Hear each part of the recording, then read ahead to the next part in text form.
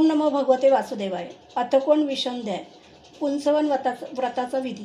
राजाने विचारले, भगवान, आपण ज्या पुंसवन व्रताचे वर्णन केले आणि म्हणालात की त्यामुळे भगवान विष्णू प्रसन्न होतात, तर आता मी त्याचा विधी जाणू इच्छितो. श्रीशुक म्हणाले, हे पुंसवन व्रत सर्व कामना पूर्ण करणारे आहे. पतीची आज्ञा घेऊन मार्गशीर्ष शुद्ध प्रतिपदेपासून याचा आरंभ करावा. प्रथम मरुगणांच्या जन्माची कथा ऐकून ब्राह्मणांची आज्ञा घ्यावी. नंतर सकाळी दात घासून स्नान करावे. 2 शुभ्र वस्त्रे धारण करावेत आणि अलंकारही घालावेत. प्रातःकाळी काही खाण्याच्या अगोदर भगवान लक्ष्मीनारायणांची पूजा करावी. प्रभू, आपण पूर्ण काम आहात म्हणून निरपेक्ष आहात. आपण सर्व विभूतींचे स्वामी आणि सकल सिद्धी स्वरूप आहात. मी आपणास वारंवार नमस्कार करते. हे आराध्य देवते, आपण कृपा, विभूती, तेज, महिमा आणि वीर्य इत्यादी समस्त गुणांनी नित्ययुक्त आहात, म्हणून आपणास भगवान म्हणतात. आपण सर्व शक्तिमान आहात. माते लक्ष्मी देवी, आपण भगवंतांची अर्धांगिनी आणि महामाया स्वरूपिणी आहात. भगवंतांचे सर्व गुण आपल्या ठिकाणी निवास करतात. हे महाभाग्यवती जन्मदाते, आपण माझ्यावर प्रसन्न व्हावे. मी आपणास नमस्कार करते. परीक्षिता, अशा प्रकारे स्तुती करून एकाग्र चित्ताने महानुभाव समस्त महाविभूतींचे स्वामी भगवान पुरुषोत्तमांना आणि त्यांच्या महाविभूतींना मी नमस्कार करते आणि त्यांना पूजा सामग्री समर्पण करते.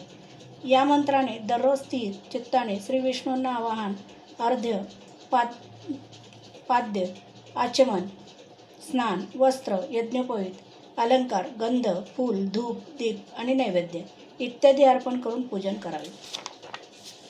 जो नैवेद्य शिल्लक राहील त्याने महान ऐश्वर्याचे अधिपती भगवान पुरुषोत्तमांना उद्देशून मी आहुती देते हा मंत्र म्हणून अग्नीमध्ये 12 आहुती द्याव्यात. जो सर्व प्रकारची संपत्ती मिळवू इच्छितो त्याने दररोज भक्तिभावाने भगवान लक्ष्मीनारायणांची पूजा करावी, कारण तेच दोघेजण सर्व इच्छा पूर्ण करणारे तसे श्रेष्ठ वर देणारे आहेत. नंतर भक्तिपूर्ण मनाने भगवंतांना जमिनीवर साष्टांग नमस्कार घालावा. वरील मंत्राचा 10 वेळा जप करून नंतर या स्तोत्राचा पाठ करावा. हे लक्ष्मीनारायणा, आपण दोघेजण सर्व व्यापक आणि संपूर्ण जगाचे अंतिम कारण आहात. ही अव्यक्त प्रकृती आपली मायाशक्ती असून तिचे स्वरूप समजणे अत्यंत कठीण आहे. आपण या महामायेचे आधीश्वर आहात आणि आपणच स्वतः परमपुरुष आहात. आपणच सर्व यज्ञ स्वरूप असून यज्ञक्रिया आणि फळभोगतेही आपणच आहात. ही देवी तिन्ही गुणांची अभिव्यक्ती असून आपण त्यांना व्यक्त करणारे व त्यांचे भोगते आहात. आपण सर्व प्राण्यांचे आत्मा आहात आणि लक्ष्मी देवी शरीर, इंद्रिय आणि अंतःकरण आहेत.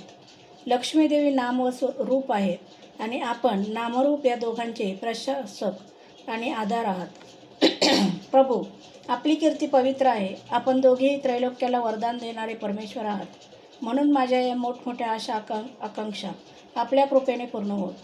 परीक्षिता, वर देणाऱ्या लक्ष्मीनारायणांची अशी स्तुती करून तेथून नैवेद्य बाजूला ठेवावा आणि त्यांना आचमन देऊन पूजा करावी.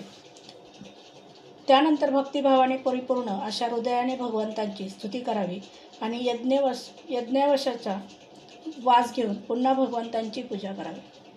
आपल्या पतीला साक्षात भगवंत समजून अतिशय प्रेमाने त्याच्या प्रिय वस्तू त्यांना द्याव्यात. पतीने सुद्धा प्रेमपूर्वक आपल्या पत्नीची लहान मोठी सर्व कामे करीत राहावे. पती पत्नींपैकी एकाने एखादे कर्म केले तरी त्याचे फळ दोघांनाही मिळते. म्हणून जर पत्नी हे व्रत करण्यास अयोग्य असेल तर अत्यंत एकाग्रतेने पतीनेच हे अनुष्ठान करावे. हे भगवान विष्णूंचे व्रत आहे. हे व्रत घेतल्यानंतर मध्येच सोडता कामा नये. जो हे व्रत घेईल त्याने दररोज पुष्पमाळा, चंदन, नैवेद्य, अलंकार इत्यादींनी भक्तिपूर्वक ब्राह्मण आणि सुवासिनी स्त्रियांचे पूजन करावे. तसेच भगवान विष्णूंची सुद्धा पूजा करावी. यानंतर भगवंतांना त्यांच्या धामाकडे विसर्जन करून आत्मशुद्धी आणि सर्व इच्छांच्या पूर्तीसाठी पहिल्यापासून त्यांना दाखविलेल्या नैवेद्याचा प्रसाद ग्रहण करावा. साध्वी स्त्रीने या विधीने 12 महिने संपूर्ण वर्षभर या व्रताचे आचरण करून कार्तिक अमावस्येला उद्यापन म्हणून उपवास, पूजन इत्यादी करावे. दुसऱ्या दिवशी प्रातःकाळी स्नान करून नेहमीप्रमाणे श्री विष्णूंचे पूजन करावे आणि तिच्या पतीने पाकयज्ञाच्या विधीने तूप मिश्रित दुधात शिजवलेल्या भाताच्या 12 आहुती अग्नीमध्ये द्याव्यात. त्यानंतर ब्राह्मण जेव्हा प्रसन्न होऊन तिला आशीर्वाद देतील तेव्हा मोठ्या नम्रतेने मस्तक नमवून त्याचा स्वीकार करावा आणि त्यांची अनुमती घेऊन भोजन करावे. प्रथम आचार्यांना भोजन द्यावे. नंतर मौन धारण करून कुटुंबियांसह स्वतः भजन करावे. नंतर हवन करून शिल्लक राहिलेला चरू पत्नीला द्यावा.